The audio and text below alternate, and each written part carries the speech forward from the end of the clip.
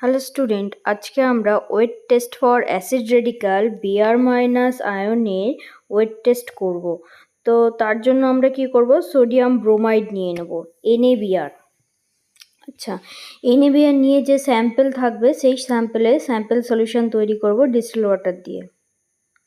তো প্রথমেই আমরা একটা টেস্ট টিউব নিয়ে নিচ্ছি। টেস্ট টিউবটাকে ট্যাপ ওয়াটার দিয়ে রিঞ্চ করে ডিস্টিল ওয়াটার দিয়ে ক্লিন করে নিয়ে স্যাম্পেল নিয়ে নিলাম। আর স্যাম্পেলের সাথে কি করব, ডিস্টিল ওয়াটার অ্যাড করব।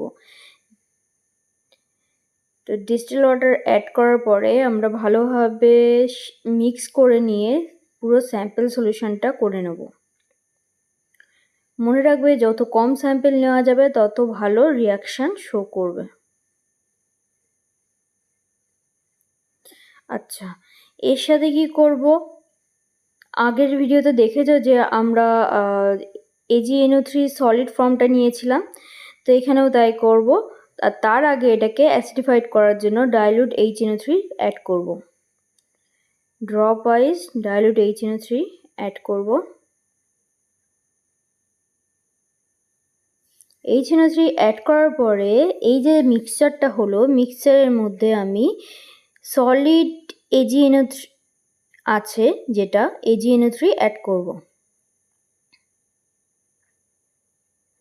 তো AgNO3 অ্যাড করলে ক্রিম ইয়েলো কালারের প্রেসিপিটেট শো করবে। এই ক্রিম ইয়েলো কালার ইন্ডিকেট করে গিভেন স্যাম্পেলে acid radical Br minus ion আছে। দেখো, হালকা একটা ইয়েলো কালার শো করছে।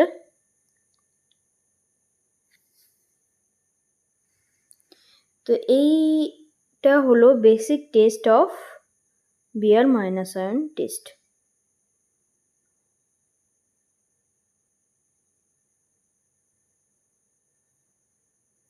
আমাদের যে আয়োডিন আছে, আয়োডিনও ইয়েলো কালার শো করে, কিন্তু ওটা এই Br মাইনাস আয়নের থেকে একটু প্রমিনেন্ট হয়। তো আমি এটা দেখানোর চেষ্টা করছি যে আমার কালারটা এরকম শো করেছে।